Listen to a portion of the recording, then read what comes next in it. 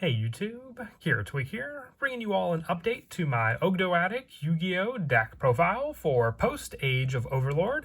Wanted to update the Ogdoadics. They got a new boss monster and also a new spell card in the latest Yu-Gi-Oh! Booster set. The deck focuses, like many reptile decks, being able to set up a good majority of reptile monsters in the graveyard and then be able to special summon them back onto the field and then have their many different card effects go off depending on the particular Ogdoadic monster that you summoned out. You can run a good majority of the boss monsters at single copies since you can set them up in the graveyard quite easily with cards like Ogdoadic Water Lily, but some of the other monsters, being the low-level ones, can help to also speed the process along for those sends to the graveyard and their special summons. So let's go ahead and get started with the deck profile. So we'll go ahead and start off with some of the boss monsters. We're running one copy of the brand new Abyss, the Ogdoadic Overlord. If a monster is sent from the hand or deck to the graveyard while this card's in your graveyard, except during the damage step, you can special summon this card. Also, you cannot special summon monsters till the end of the next turn, except for reptile monsters. If you control this card that was special summoned from the graveyard, you can target one monster in your graveyard, except for Abyss, the Ogdoadic Overlord, and special summon it. You can only use each effect of Abyss, the Ogdoadic Overlord per turn, but you have special summon options. That's why it also restricts you into only being able to special summon your reptile monsters. Otherwise, you'd just be able to target any monster in your graveyard and special summon it back onto the field, thanks to Abyss. But still, the send power from a good majority of our other monsters in the deck, and as I said, some of our spells as well, can help just to special summon this card from the graveyard back onto the field. Also, the one copy of Emanesia, the Ogdoadic Queen. If this card is in your graveyard, you can tribute 2 monsters to special summon this card. If a monster is special summoned from your opponent's graveyard, except during the damage step, you can send one card they control to the graveyard. And if a monster is sent from your opponent's hand or deck to the graveyard, except during the damage step, you can special summon one light or dark reptile monster from your graveyard, except for Emanesia, the Ogdoadic Queen. So more special summon, I would say specifications for how you can use this card in the deck. If your opponent just sends a card, so hand trap, monster, you name it, then you'll be able to have the activated effect to send one of their cards, and then having additional special summons for any of your light or dark reptile monsters. Also, one copy of Curse, the Ogdoadic Light, and having the tribute of a monster to special summon this card from the graveyard back onto the field as well. Then your opponent can special summon one monster from their graveyard, but negates effects. And if this card is special summoned, you can target one level 4 or lower Ogdoadic monster in your graveyard and special summon it. So plenty of level 4 Ogdoadic monsters for us to be able to special summon as well from the graveyard back to the field, with us also running the one copy of Abyss, the Ogdoadic Overlord. If this card's in your graveyard, you can tribute 3 monsters to special summon this card. Once while this card is face up on the field, quick effect, you can send all monsters from the field to the graveyard, except face up special summon monsters from the graveyard. And then you can only use each effect of Abyss, the Ogdoadic Overlord, once per turn. So just another way to clear the field of cards, with our last one being Alarit, the Ogdoadic Dark. If it's in your graveyard, you can tribute 1 monster, special summon this card. Then your opponent can add 1 monster from their graveyard to your hand. And if this card is special summon, you can target 2 of your banished monsters, including a reptile monster, and return them to the graveyard. Just more recycle power, but like I said, you just need 1-ofs for all of these boss monsters. A lot of our other cards will be able to set them up in the graveyard, including our level 4 monsters, which we're running 4 copies of Nunu, the Ogdoadic Remnant. You can send this card from your hand to the graveyard to send 1 dark reptile monster from your deck to the graveyard. If you control no monsters or you control an Ogdoadic monster, you can special summon this card from your graveyard, but banish it when it leaves the field. Also, you cannot special summon monsters except for reptile monsters while this card's in the monster zone. So while you are restricted for some of your extra deck plays, there are ways to at least make use of it, like King of the Feral Imps, to then overlay with another level 4 monster to summon, and then also get this card back into the graveyard again, since it'll just be detached as an Xyz material and not as a monster. And also 3 copies of Nauya, the Ogdoadic Remnant. You can send this card from your hand to the graveyard to send 1 light reptile monster from your deck to the graveyard. And if this card is no more special summon, you can add 1 Ogdoadic spell or trap from your deck to your hand. You can only use each effect of Nauya once per turn, but the search power, including going into our new quick play spell, Ogdoadic Daybreak, is an awesome search power that this card can help with for that play. And then just also being able to send other light ones to then be able to special summon from your graveyard back onto the field. And then lastly, for the Ogdoadic monsters, 1 Flogos, the Ogdoadic Relentless.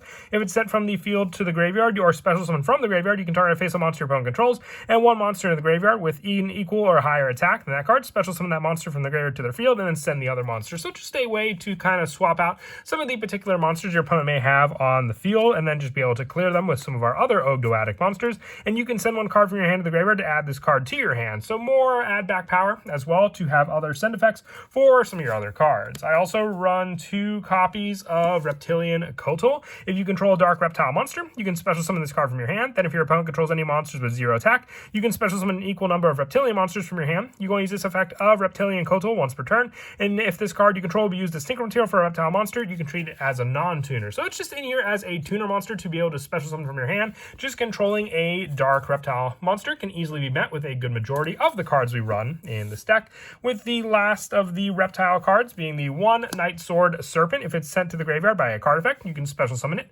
So just even if you send it off of Snake Rain, you'll have a special summon of a monster onto the field, 1 Alien Stealth Buster to work as a monster to be utilized with our other reptile link monsters in the extract, like our Alien Shock Trooper, to then use more A counters in the deck as well. And the 1 Danger Tsuchinoko, another reptile special summon, and another way to send and set up our Ogdoadic monsters that we may get in our hand by discarding them and then special summoning out our Tsuchinoko to the field also.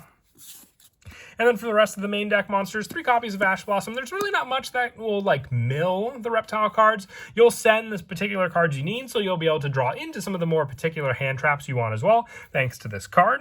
And moving on now to the spells, we're running 3 copies of the new Ogdoadic Daybreak.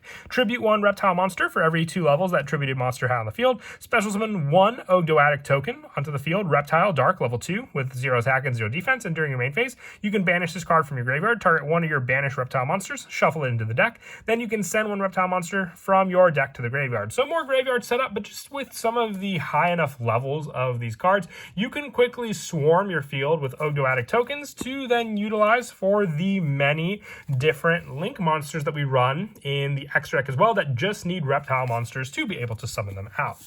Also 3 copies of Ogdoadic Lily. You send 1 reptile monster from your deck to the graveyard. Then if you have 5 or more reptiles with different names in your graveyard, special summon 1 reptile monster from your graveyard. You can only activate 1 Ogdoadic Lily per turn, but this card works very, very well in tandem with Snake Rain. Sending 4 off of Snake Rain and then just the 1 off of Ogdoadic Water Lily will give you that special summon that I mentioned before as well. And also 3 copies of Ogdoadic Serpent Strike. You can send 1 monster from your hand or field to the graveyard, then target 1 reptile monster in your graveyard with a different original attribute than that monster, and special summon it. And during your main phase, if a monster is sent to your opponent's graveyard, you can send 1 reptile monster from your deck to the graveyard. So being a continuous spell, it helps to then be able just to send your other reptiles whenever a card is sent to your opponents, and with the different attributes for our Ogdoadic monsters, depending on the special summon of 1 and the setup of the other, to then just be able to special summon back and forth the many different attributes of the Ogdoadic monsters. And then lastly, for the 3 copies of Snake Rain, just sending 4 reptile monsters from your deck to the graveyard, just for discarding 1, means that you also could particularly send other high-level Ogdoadics that you may have drew into to the graveyard, sending 4 additional ones, and as I said, setting up the needed cards for Ogdoadic Water Lily quite easily, also sending other particular reptiles to the graveyard, just to special summon them back into the field as resources to use. With the last of the spells being the one-ofs that we run, but also, before that, the 2 reptilian spawns. You banish a reptilian monster from your graveyard to special summon 2 reptilian tokens. It's not a once per turn, and what I like about this and why I'm running 2 while only having the 2 copies of Reptilian Kotal, that's that if you do open up this card, you have plenty of ways to send the reptilian card to the graveyard for the banish, and then just to be able to get 2 tokens off of that as well, just another way to swarm monsters onto the field. And then for the rest of the spells, 1 copy of Foolish Burial, 1 card destruction, and the 1 Call by the Grave for the remainder of the spells, just for more graveyard setup, depending on what we open up in our hand, or shutdown of our opponent's own hand traps to stop us from sending cards to the graveyard. With the last of the traps just being 3 copies of Infinite Impermanence, just the hand trap of choice if you wanted to try any of the offerings to the Doom. For the Reptile Tribute and Destruction, you can always replace this card for that trap as well. And then for the extra deck, I run 2 copies of Alien Shock Trooper M-Frame, needing 2 reptile monsters. And with a quick effect, you can discard 1 monster to place 8 counters equal to the original level of face-up monsters in the field, distributed as you wish. If this card is destroyed by battle or card effect and sent to the graveyard, you can special summon 1 non-link reptile with a different name from your graveyard up to the number of monsters your opponent controls with 8 counters. So it's pretty generic for the 8 counters in the deck. It could work with our Stealth Buster as well, but still, just being able to special summon a non-link reptile gives us targets for our Ogdoadic monsters as well for these special summons thanks to this link monster. Also, the 1 copy of Reptilian Echidna for the when it's link summoned, targeting a face-up monster your opponent controls and changing its attack to 0 can also work well with the setup of our tuner monster as well for the special summon of our reptile monsters, and the 1 copy of Cosmic Slicers of Roll for the link 3 that you can go into as well with our token setup thanks to cards like Ogdoadic Daybreak, with the rest of the link monsters being the 1 copy of Dark the Dark Charmer, 1 Sky Striker Ace Azalea, the 1 IP Masquerena, 1 Nightmare Unicorn, and the 1 Apollosa. I know a lot of things do lock you into reptiles, but just some added options if you have the means to go into them and not needing to go into your reptile link monsters. For the Xyz monsters, I just run the 2 copies of King of the Pharaoh Imps as searcher for any reptile monster, just needing 2 level 4 monsters with a good majority of them being in the deck, and the 1 copy of the Divine Arsenal Zeus. If you wanted to try and run Sky Crisis, you can always drop the number of synchro monsters you run in the deck, or 1 copy of King of the Pharaoh Imps to try and fit that other rank 12 monster, with our synchros being the 1 copy of Baron de Fleur, the 1 Ascension Sky Dragon, and the 1 copy of Psyframe Lord Omega to use with more of the generic tuner setup thanks to Reptilian Kotal. As for some of the go-to plays in the deck, the reptile setup in the graveyard, as I spoke of before, is a big part of the play that I mentioned before. Having your Snake Rain, so just with the discard, it could be any card you discard off of that, and then having your 4 of sending the 4 different named boss monsters for your Ogdoadics to the graveyard can be enough of the setup right then and there, because then you have the send 4 different reptiles as well, thanks to this card. Then you can activate Ogdoadic Water Lily as well. And don't forget then, since you have the play of your Nihil Abyss in the graveyard, sending 1 more additional reptile will send an Ogdoadic for your play there, having the 5 different reptiles to summon Water Lily, but also being able to then chain Nihil Abyss, giving you that special summon onto the field, and then that additional monster as well from your graveyard if you want to go for that or any of your other boss monsters for that summon. If you have your other spells in your hand, you also have the special summon of your monster. If you control this card that was special summon from the graveyard, you can target a monster